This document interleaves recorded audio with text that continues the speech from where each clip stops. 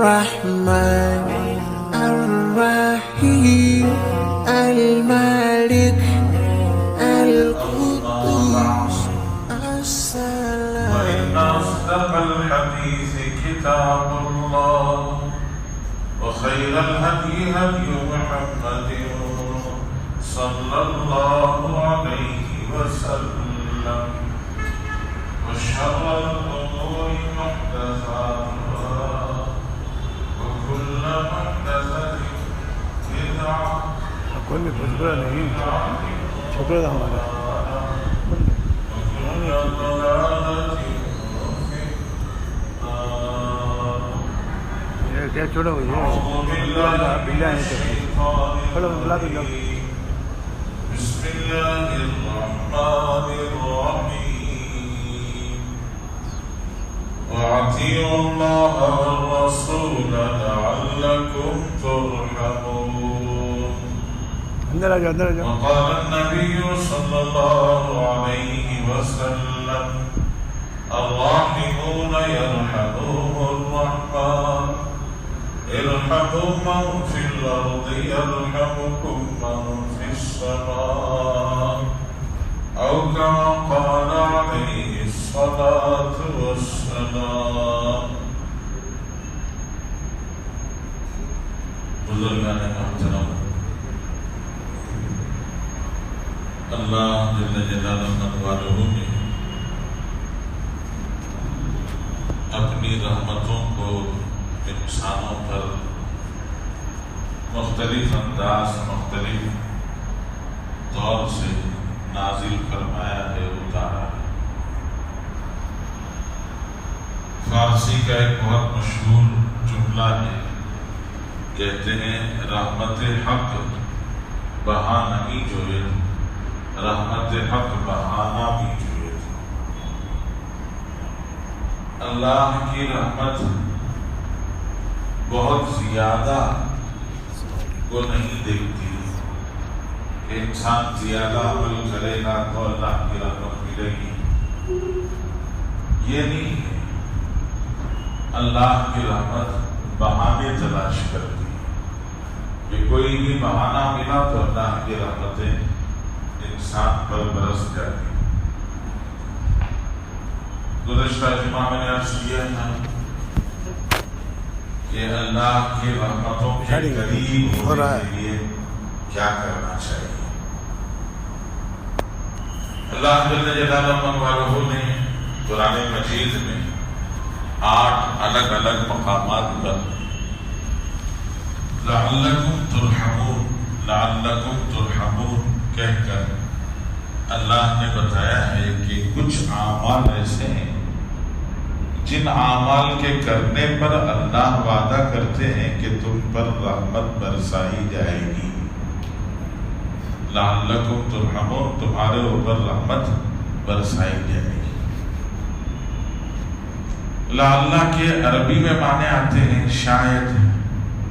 لعلکم ترحمون کے معنی ہوئے شاید کہ تمہارے اوپر رحمت برسائی جائے. حضرت علماء نے، مفسرین نے اور اکابر نے، بزرگوں نے ارشاد فرمایا کہ لعلکم ترحمون کا مطلب نبی محاورے کے اعتبار سے شاید کے معنی دیتا ہے، لیکن بولنے والے اللہ ہیں، اس لیے یہاں یقین کے معنی پائے جاتے ہیں کہ لعلکم ترحمون، یقیناً تم پر اللہ کی رحمت ہوگی. اللہ جل جلالہ والہ نے قرآن پاک میں 8 مقامات پر یہ بتایا ہے اور یہی جملہ دہرایا ہے کہ لعلکم ترحمون، یقیناً تمہارے اوپر رحمت برسائی جائے گی. اور پھر اس کے ساتھ اللہ تعالیٰ نے الگ الگ عمل بتایا ہے کہ کون سا عمل ہے جو اللہ کی رحمت کو کھینچنے والا ہے، وہ کون سا عمل ہے جس عمل کے کرنے پر اللہ کی رحمتیں انسان کے اوپر برستی ہیں، انسان پر اترتی ہیں. میں وہ اعمال انشاءاللہ آپ کے سامنے قرآن پاک کی آیات اللہ تعالیٰ کے کلام کی روشنی میں عرض کروں گا تاکہ اللہ مجھے بھی، آپ کو بھی، ہم سب کو بھی اللہ تعالیٰ توفیق عطا فرمائے کہ ہم وہ اعمال کریں جو اللہ کی رحمتوں کو کھینچنے والے ہیں۔ میں نے عرض کیا تھا گزشتہ جمعہ بھی کہ انسان کو اللہ کی رحمتوں کی زبردست حاجت ہے، اور اللہ کی رحمتوں کے بغیر انسانی زندگی کا گزارا نہیں ہو سکتا ہے۔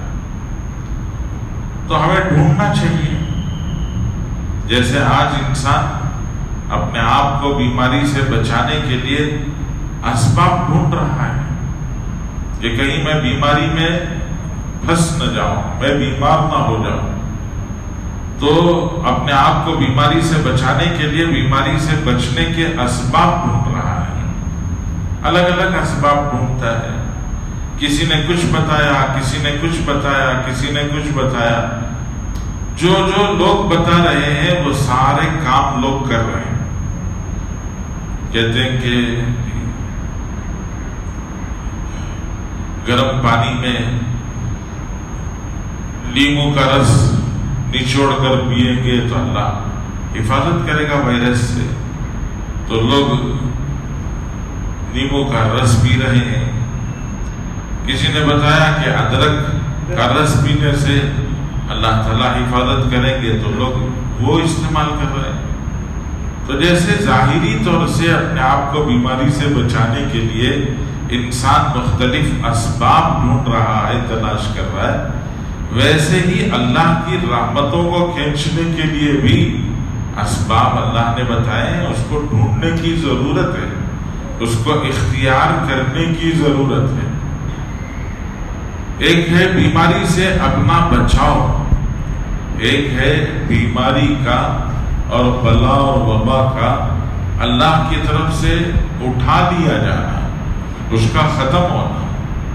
ہم سب جانتے ہیں کہ جو ظاہری اسباب بتائے گئے ہیں وہ ظاہری اسباب اپنے آپ کو بیماری سے بچانے کے لیے احتیاطی تدبیریں ہیں کہ سوشل ڈسٹینسنگ، ذرا سا فاصلے سے بیٹھو، ذرا فاصلے سے رہو، 2 گز کا فاصلہ ہمیشہ برقرار رکھو، ہمیشہ ماسک پہن کر رہو، ہاتھ وغیرہ بار بار دھوتے رہو۔ یہ سب ظاہری احتیاطی تدبیریں ہیں جن سے انسان اپنے آپ کو بیماری سے بچا سکتا ہے۔ لیکن سوال یہ ہے کہ جو بیماری آسمانوں سے اتری اللہ کے غضب اور اللہ کی ناراضگی کی وجہ سے، جو وبا دنیا میں پھیل گئی ہے، یہ وبا جائے گی کیسے؟ یہ وبا دنیا سے ختم کیسے ہوگی؟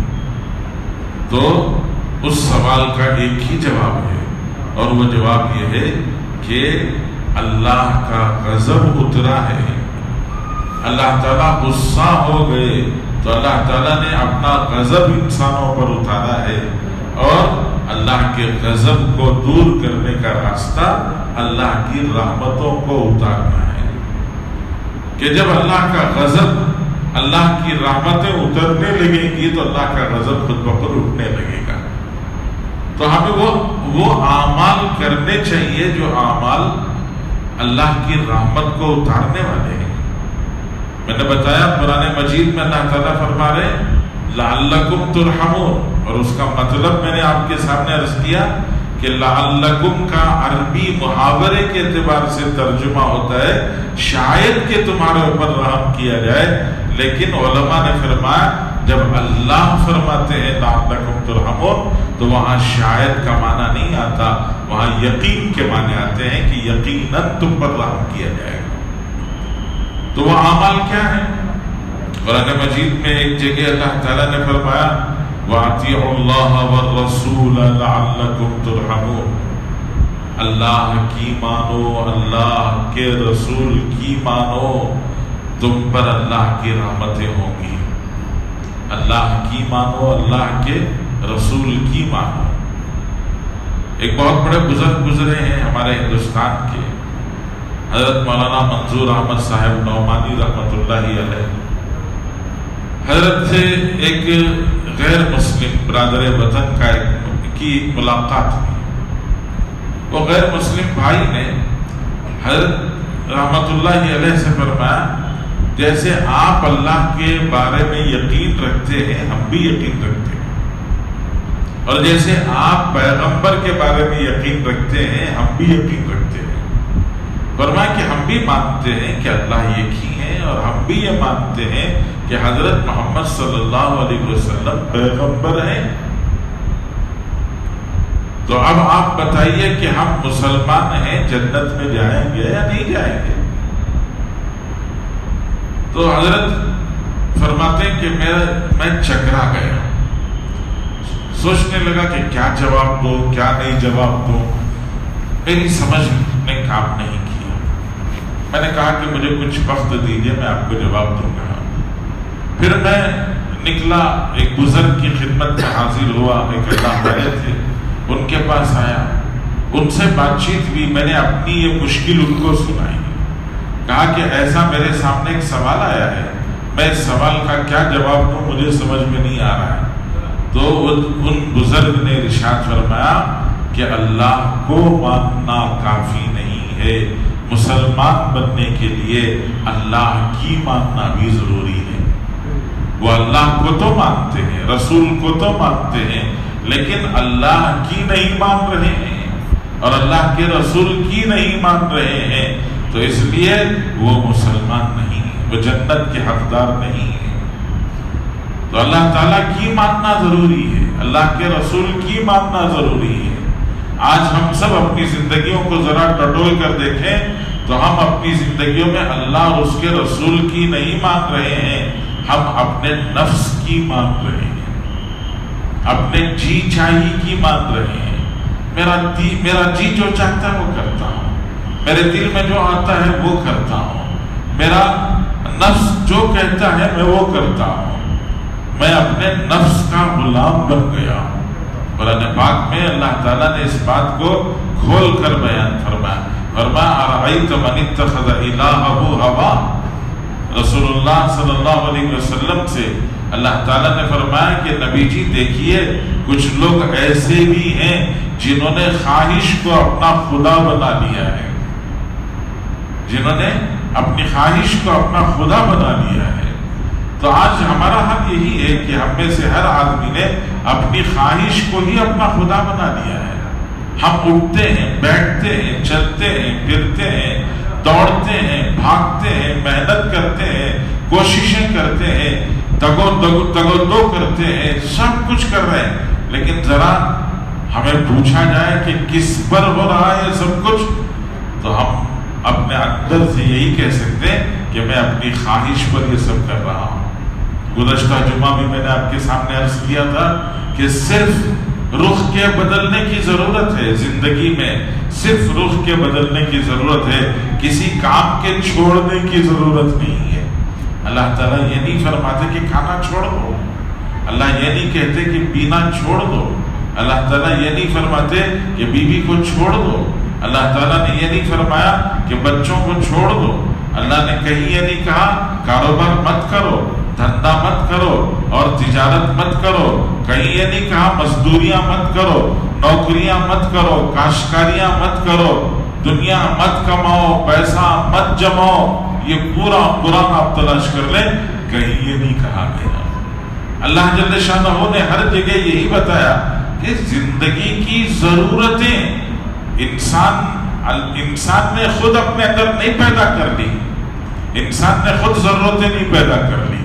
یہ جو انسان کپڑے پہنتا ہے، یہ کپڑے کے پہننے، اپنے بدن کے چھپانے کی جو ضرورت ہے، یہ ضرورت اللہ نے پیدا کی ہے. انسان کے اندر حیا رکھی ہے، اس حیا کی وجہ سے انسان مجبور ہے وہ کپڑے پہنتا ہے، ورنہ جانوروں میں سے اللہ نے یہ صرف حیا کی ایک صفت نکال لی تو وہ ننگے تڑنگے پھرتے ہیں، ان کو کچھ احساس بھی نہیں ہوتا ہے، ان کے دل میں کبھی یہ جذبہ نہیں پیدا ہوتا کہ ہم بھی ذرا کپڑے پہن لیں. نہیں، کیوں؟ اس لیے کہ اللہ نے ان کے اندر حیا نہیں رکھی ہے، اور انسان بے لباس باہر نہیں نکل سکتا. گھر کے اندر اپنے اوپر کے کپڑے نکال کے بیٹھا ہوا ہے، لیکن کوئی باہر سے آدمی مہمان آیا بلایا تو وہ اس حال میں باہر نہیں جاتا ہے، اور جب بھی کسی تقریب میں جائے گا تو سادے کپڑوں میں نہیں جائے گا، بلکہ اور زیادہ پہن کے جائے گا کہ وہ ٹی شرٹ پر شادی میں نہیں جاتا، وہ شادی میں جانا چاہتا ہے تو واسکوٹ پہنتا ہے، کوٹ پہنتا ہے۔ تو انسان کی فطرت یہ ہے، کپڑے کم کرنا یہ انسان کے لیے زینت نہیں ہے، انسان کا سنگار کپڑے بڑھانا ہے۔ جتنے زیادہ کپڑے پہنے گا اتنا زیادہ سنگار اس کے اندر آتا ہے، اتنی زیادہ اس کی رونق بڑھ جاتی ہے، وہ اور زیادہ خوبصورت لگنے لگتا ہے۔ تو حیا اللہ نے رکھی ہے، یہ بھوک اور پیاس اللہ نے رکھی ہے۔ پتھروں کو دیکھو، پہاڑوں کو دیکھو، پتھروں کو پہاڑوں کو بھوک میں لگتی، نہ بھوک لگتی ہے نہ پیاس لگتی ہے۔ اللہ چاہتے تو ہمیں بھی پتھروں کی طرح سے بغیر بھوک اور پیاس کے بنا دیتے، اللہ کے لیے کیا مشکل تھا۔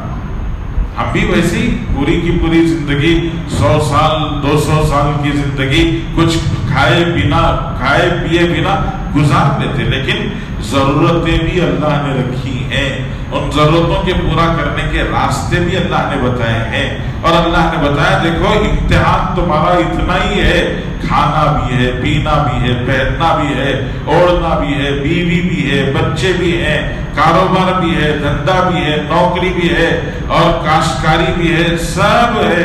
بس دو راستوں میں سے ایک راستہ اختیار کرنا ہوگا، خواہش کے راستے پر چل کر یہ سب کچھ پورا کرو گے یا اطاعت کے راستے پر چل کر پورا کرو گے۔ کوئی چیز کہیں چھوٹے گی نہیں، خواہش کے راستے پر چلو گے تو بھی کھانا ہے، پینا ہے، بیوی ہے، بچے ہیں، دکان ہے، دھندا ہے، اور اطاعت کے راستے پر چلو گے، اللہ کے رسول کی مان کر چلو گے تو بھی وہاں کھانا ہے، پینا ہے، بیوی ہے، بچے ہیں، اور دھندا ہے، کاروبار ہے، نوکری ہے، سب کچھ ہے، لیکن ذرا سا رخ بدلے گا کہ یہاں انسان کو دل کے اندر ایک خوف ہوگا کہ مجھے اللہ کی ماننا ہے، میں کاروبار کروں گا، لیکن اللہ نے فرمایا کہ سچ بولو تو میں سچ بولوں گا۔ اگر چیز میں کوئی عیب ہے تو اللہ کے رسول صلی اللہ علیہ وسلم نے فرمایا عیب دکھا کے بیچو، میں چیز جب بیچوں گا اس میں کوئی عیب ہوگا تو میں عیب کو دکھا کے بیچوں گا، اس کو سمجھا کے آدمی کو کہوں گا کہ خریدنا ہو تو خریدو، نہ خریدنا ہو تو مت خریدو۔ اللہ کے رسول صلی اللہ علیہ وسلم نے فرمایا کہ اگر کوئی اپنا سامان بیچ دیا، خرید کر لے جانے والا اس کو اندازہ ہوا جانے کے بعد کہ یہ میری ضرورت کی چیز نہیں ہے، میں نے خامخواہی اس کو لے لیا، وہ اس کے دل میں بات آئی کہ میں اس چیز کو واپس کر کے اپنے پیسے لے لوں تو زیادہ بہتر ہوگا، تو وہ دکاندار سے آ کر اپنا سامان واپس کرنا چاہتا ہے، لیکن دکاندار سامان واپس لینے کے لیے تیار نہیں ہوتا۔ اللہ کے رسول نے فرمایا جو خریدار سے سامان واپس لے لے اللہ اس کے گناہ واپس لے لیتے ہیں، اللہ تعالیٰ اس کے گناہوں سے اقالہ کر لیتے ہیں، کہتے ہیں کہ جاؤ تمہارے سارے گناہ معاف ہو گئے۔ تو اس لیے اطیع اللہ اطیع الرسول زندگی کا ایک اصول بناؤ، زندگی کی ایک ترتیب بناؤ، زندگی کا ایک دستور بناؤ، اللہ تم پر رحمت برسائیں گے، یہ اللہ کا اعلان ہے۔ اللہ تعالیٰ فرماتے ہیں اطیع اللہ والرسول، زندگی کے ہر رخ میں دیکھو کہ یہاں 3 باتیں ہیں یا 2 باتیں ہیں، خواہش اور ہوائے نفس انسان کو اس کام کو کرنے کا ایک طریقہ دکھا رہی ہے، اور اللہ اور اس کے رسول ایک طریقہ دکھا رہے ہیں، تو میں خواہش نفس کے پیچھے جا کے نہیں کروں گا، بلکہ اللہ رسول کے بتائے ہوئے طریقے پر یہ کام کروں گا، بس اتنا ہی فیصلہ کرنا ہے۔ اور اس پر اللہ کا وعدہ ہے لعلکم ترحمون، کہ تم پر اللہ تعالی رحمتیں برسائیں گے۔ قرآن پاک کی ایک اور آیت ہے، اس آیت میں اللہ جل جلالہ من والہ قرآن مجید کے متعلق اللہ کے کلام کتاب اللہ کے بارے میں اللہ تعالیٰ فرماتے ہیں وَهَذَا كِتَابٌ أَنزَلْنَاهُ مُبَارَكٌ فَاتَّبِعُوهُ وَاتَّقُوا لَعَلَّكُمْ تُرْحَمُونَ۔ یہاں وہی بات لَعَلَّكُمْ تُرْحَمُونَ کہ تم پر یقینی طور سے رحمت ہوگی، اللہ نے فرمایا وَهَذَا كِتَابٌ أَنزَلْنَاهُ مُبَارَكٌ، یہ کتاب جو ہم نے تمہارے اوپر اتاری ہے، یہ آسمانی کتاب، یہ اللہ کا پیغام جو ہم نے تمہیں دیا ہے، تمہیں در در بھٹکنے اور لوگوں کے سامنے جا کر مجبور ہو کر ہاتھ پھیلانے، کاسے گدائی لے کر کاسا لیسی کرنے، لوگوں کے سامنے ہاتھ پھیلانے کے لیے مجبور نہیں رکھا کہ شادی کیسے کریں اور بیوی کے ساتھ میں زندگی کیسے برتیں، کیسے گزاریں،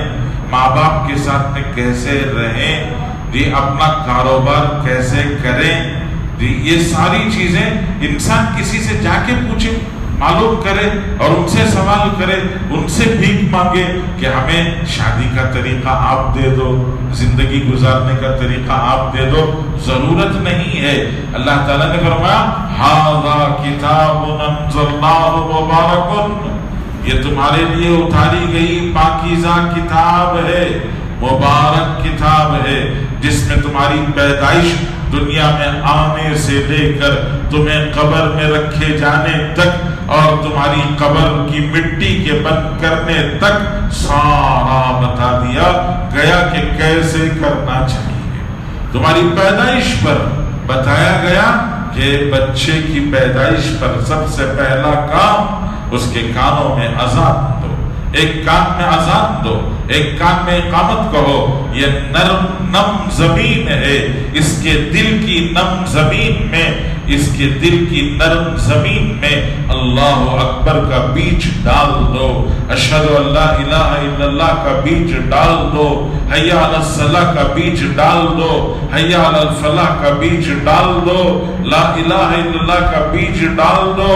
یہ جب بیج اس نرم زمین میں ڈال دو گے تو تمہیں نہیں پتا چلے گا کہ یہ نرم زمین بڑی زرخیز ہے۔ جب یہ بیج اس میں پڑ جائے گا تو یہ بچہ جب پروان چڑھے گا تو اس کی پوری زندگی اس طرح سے گزرے گی کہ جب اسے قبر کے حوالے کریں گے تو قبر کے حوالے کرتے وقت پر حوالے کرنے والے اس کے ناش کو، میت کو قبر میں رکھتے ہوئے کہیں گے بسم اللہ علی ملت رسول اللہ، پوری زندگی تو نے رسول اللہ کے طریقے پر گزاری ہے، اس لیے آج قبر میں بھی بسم اللہ علی ملت رسول اللہ، اللہ کے رسول کی ملت و طریقے سے تو دنیا سے رخصت ہو جائے۔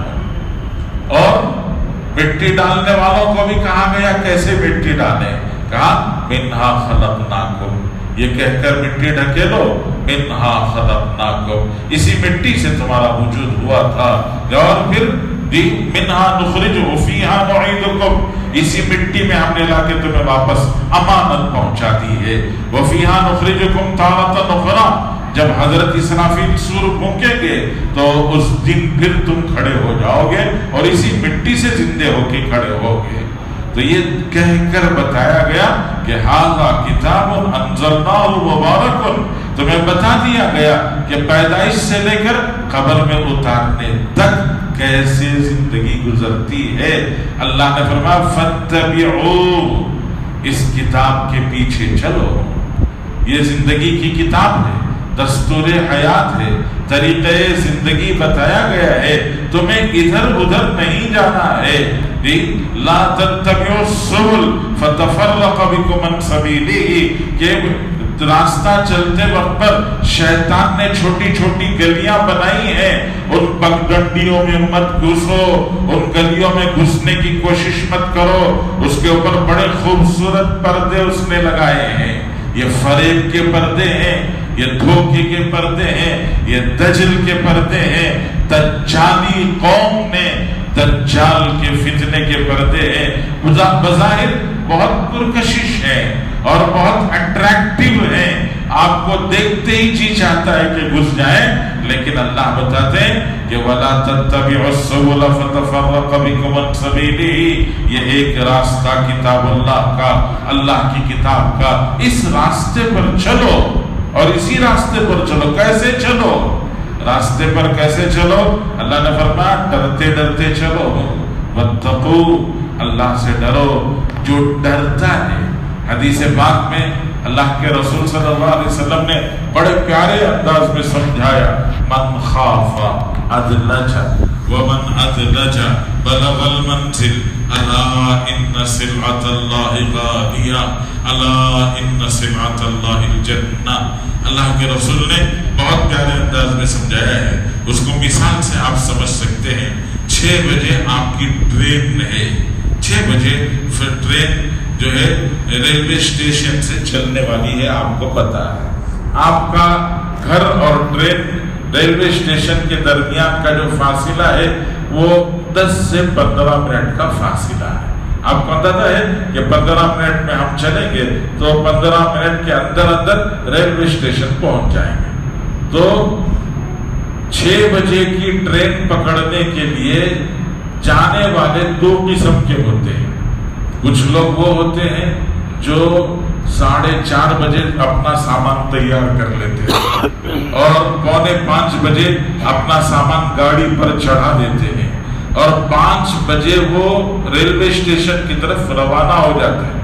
ان سے کہا جاتا ہے اتنی کیا جلدی ہے، ٹرین تو 6 بجے ہے اور آپ کو یہاں سے 15 منٹ کا راستہ ہے، بس 15 منٹ میں ہم جائیں گے، پہنچ جائیں گے۔ وہ کہتے ہیں نہیں بھائی، ہمیں ذرا جلدی جانا چاہیے، معلوم نہیں راستے میں کیا پریشانی آ جائے، گاڑی پنچر ہو جائے، کہیں ٹریفک جام ہو جائے، کوئی اور پریشانی آ جائے، کوئی اور تکلیف آ جائے، تو احتیاط یہ ہے کہ آدھا گھنٹہ 1 گھنٹہ پہلے نکل جانا چاہیے۔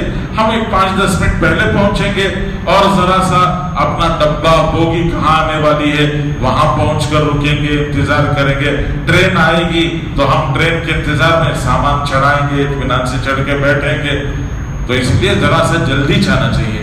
ان سے کہا جائے ڈرتے کیوں آپ کو ہم انشاءاللہ 15 منٹ پہلے لے کے جائیں گے اور لے جا کے پہنچا دیں گے۔ وہ کہتے ہیں نہیں ہمیں تو جلدی جانا ہے۔ یہ جلدی جانے کا فکر اندر کے ڈر کی وجہ سے ہے۔ تو اللہ کے رسول نے اسی مثال سے سمجھایا، من خاف ادلج، جس کے دل میں سواری کے چھوٹ جانے کا ڈر ہوتا ہے وہ جلدی نکلتا ہے۔ ومن ادلج بلغ المنزل، جو جلدی نکلتا ہے، راستے میں بلاک بھی ہو جائے، جام بھی ہو جائے، گاڑی پنچر بھی ہو جائے، گاڑی میں کوئی اور خرابی پیدا ہو جائے، وہ چونکہ 1 گھنٹہ پہلے نکلے ہیں، راستے میں آدھا گھنٹہ ضائع بھی ہو جائے تو بھی وہ وقت سے پہلے پہنچ جائیں گے۔ اللہ کے رسول نے فرمایا کہ من ادلج بلغ المنزل، وہ منزل تک پہنچ جاتے ہیں۔ اور جو لوگ دیر سے نکلتے ہیں، 15 منٹ کے مرحلے میں نکلے، اب 15 منٹ کے مرحلے میں نکلے، راستے میں کہیں جام ہو گیا، جیسے ہی جام ہوا تو اب ان کے پسینے چھوٹنے لگتے ہیں، گھبراہٹ بڑھ جاتی ہے، اللہ سے دعا کر رہے ہیں اللہ آج ذرا ٹرین لیٹ کر دے، 5 منٹ ذرا لیٹ کر دے تاکہ میری سواری مجھے مل جائے۔ تو یہ اندر سے گھبراہٹ، اب جتنی دعائیں آتی ہیں ساری دعائیں پڑھنا شروع کر دیا، سارے قرآن کی آیتیں پڑھنا شروع کر دیا، وہ سب کچھ پڑھ رہا ہے اور گھبراہٹ، یہاں ٹائم گزرتا جا رہا ہے اور وہ آدھا گھنٹہ جو گھر میں بیٹھا تھا وہ تو انتظار میں گزرتا ہی نہیں تھا۔ اب گاڑی لے کے جو نکلا ہے تو ٹائم کھڑنے کا نام ہی نہیں لے رہا، تیزی سے گزرتا جا رہا ہے۔ تو اللہ کے رسول نے فرمایا جو دیر سے نکلتے ہیں ان کے بارے میں ڈر ہے کہ منزل تک نہیں پہنچیں گے، جو جلدی نکلتے ہیں وہ منزل تک پہنچ جائیں گے۔ اور آدمی جلدی کب نکلتا ہے؟ اللہ کے رسول نے فرمایا جس کے دل میں ڈر ہوتا ہے، اسی کو یہاں قرآن میں اللہ نے فرمایا وَهَذَا كِتَابٌ أَنزَلْنَاهُ مُبَارَكٌ، یہ وہ کتاب ہے جو ہم نے تمہارے اوپر اتاری ہے، یہ بہت مبارک بابرکت کتاب ہے، فَاتَّبِعُوهُ، اس کتاب کے پیچھے پیچھے چلو، لیکن کیسے چلو؟ فَوَاتَّقُوا، ڈرتے ڈرتے چلو کہ کہیں چھوٹ نہ جائے، کہیں منزل بچھڑ نہ جائے، کہیں ادھر ادھر بہک نہ جاؤ۔ تو دل میں ڈر ہوگا تو آدمی سوئے گا نہیں، آدمی کو نیند نہیں لگے گی۔ اس کو اگر پتا ہے کہ ہماری ٹرین چلی ہے اور میری ٹرین جو ہے میری منزل وہ آدھا راستہ ہے، اگر میں جاگوں گا، ہوشیار رہوں گا تو اپنی منزل پر اتر سکوں گا، ٹرین تو مشکل 30 سیکنڈ کے لیے یا زیادہ سے زیادہ 1 منٹ کے لیے رکتی ہے، اور 1 منٹ میں مجھے سامان بھی اٹھانا اور نیچے بھی اترنا ہے، تو وہ آدمی ہوشیار رہتا ہے، بیدار رہتا ہے، تیار رہتا ہے۔ اور جس کے اوپر غفلت طاری ہو جاتی ہے، بیٹھے منزل تو آنے ہی والی ہے، اتر ہی جائیں گے، وہ ٹرین میں بیٹھ کے سو جائے، منزل گزر جاتی ہے اور پتہ نہیں وہ کہاں پہنچ جاتا ہے۔ اس لیے اللہ نے فرمایا کہ راستہ صرف چلنا نہیں ہے، راستہ ڈرتے ڈرتے چلنا ہے۔ واتقوا، خوف بھی دل میں رکھو، اس لیے کہ خوف انسان کو اندر سے جگا کے رکھتا ہے، بیدار رکھتا ہے۔ اور یہ سب کچھ کہہ کر آگے اللہ نے کیا فرمایا؟ لعلکم ترحمون، اللہ تمہارے اوپر اس عمل کی برکت سے رحمتیں برسائیں گے۔ تو بزرگوں، میں نے عرض کیا قرآن مجید میں اللہ جل جلالہ نے 8 مقامات پر یہ لعلکم ترحمون لعلکم ترحمون کہہ کے ہمیں بتایا ہے کہ وہ کون سے اعمال ہیں جن اعمال کے کرنے سے اللہ کی رحمتیں ملتی ہیں۔ میں نے 2 عمل آج آپ کو سنائے ہیں، ایک اللہ کی ماننا، اللہ کے رسول کی ماننا، اور تیسری بات اللہ نے بتایا کہ اللہ کی کتاب کی ماننا۔ ایک پیغمبر ہے، ایک پیغمبر پر اتاری ہوئی آسمانی کتاب ہے، اللہ کی اور اللہ کے رسول کی کیسے مانیں؟ اللہ اور اللہ کے رسول تو ہماری نگاہوں میں نہیں ہے، تو اللہ تعالیٰ نے بتایا کہ یہ کتاب دستور حیات تمہارے سامنے ہے، اس دستور حیات کو پڑھو، سمجھو، پڑھنے سمجھنے والوں کے پاس بیٹھو اور ان کے پاس بیٹھ کر کتاب کو سمجھو، اور جس کی بات تمہیں حق لگتی ہے اس کی بات کو قبول کرو۔ ایسا نہیں کہ موبائل اٹھا لیا اور گوگل میں سرچ کر لیا اور آپ کو گوگل میں کوئی نظر آیا پکڑی باندھا ہوا اور آپ نے اس کی بات سننا شروع کر دی اور اس نے آپ کا ایمان متزلزل کر دیا، آپ کے ایمان کی طاقت کو اس نے ختم کر دیا، اس نے پیغمبر کے بارے میں شک پیدا کر دیا، اس نے صحابہ کے بارے میں شک پیدا کر دیا، اور اس نے آپ کے ایمان کو ڈگمگا کے چھوڑ دیا۔ بزرگوں، کہ اللہ جل شانہ نے انسان کو سمجھ دی ہے۔ آپ گوگل میں سرچ کرتے ہیں تو گوگل میں سرچ کرتے وقت پر یہ اپنے لیے سامان، امیزون میں آپ اپنے لیے سامان تلاش کر رہے ہیں تو 10 جگہ تحقیق کرنے کے بعد آپ پھر وہاں بھی آن لائن شاپنگ میں بھی جا کے تحقیق کرتے ہیں، پھر فوراً نہیں خرید لیتے، اس کی کوالٹی کے بارے میں پورا اطمینان کرتے ہیں۔ سارا اطمینان ہونے کے بعد 2-4 جگہ کی تحقیق کے بعد اگر آن لائن شاپنگ میں آپ کو کچھ نفع نظر آتا ہے تو کرتے ہیں، ورنہ نہیں کرتے۔ لیکن دین کے بارے میں پتہ نہیں ہم کیوں اتنے متساہل، لاپرواہ، غافل ہو جاتے ہیں کہ کوئی بھی ہمارے ایمان پر ڈاکہ ڈال سکتا ہے۔ ابھی لاک ڈاؤن کا جو پیریڈ گزرا ہے، لاک ڈاؤن کے اس پیریڈ میں اللہ معاف فرمائے بہت سارے نوجوان تو وہ تھے جن کو فلموں کے دیکھنے کے علاوہ اور کوئی کام نہیں تھا، اللہ معاف فرمائے۔ اور کچھ نوجوان، کچھ وہ ہمارے دوست جن کو اللہ نے دین کی سمجھ دی تھی، تھوڑی بہت دینی بیداری دی تھی، وہ چاہتے تھے کہ دین کے متعلق چیزیں سیکھیں، معلوم کریں، لیکن انہوں نے دین سے متعلق جب گوگل میں سرچ شروع کیا تو بہت سارے سر پر پگڑی باندھے، چہرے پر سنت رکھے ایمان کے ڈاکو ملے جنہوں نے ان کے ایمان پر ڈاکہ ڈال دیا ہے۔ اس لیے بزرگوں، ہر جگہ سنبھل کے رہنا ہے، ہر جگہ اپنے آپ کو بیدار اور ہوشیار رکھنا ہے۔ ایسا نہیں کہ جو سامان ملا وہ ہم خرید لیں گے، ہم دھوکہ نہیں کھاتے ہیں، دنیا کی چیز کے بارے میں دھوکہ نہیں کھاتے، تو دین اور ایمان کے بارے میں دھوکہ کیسے کھائیں گے؟ اللہ سے دعا فرمائے اللہ تعالیٰ ہم سب کو دین کی، ایمان کی سمجھ نصیب فرمائے، اور اللہ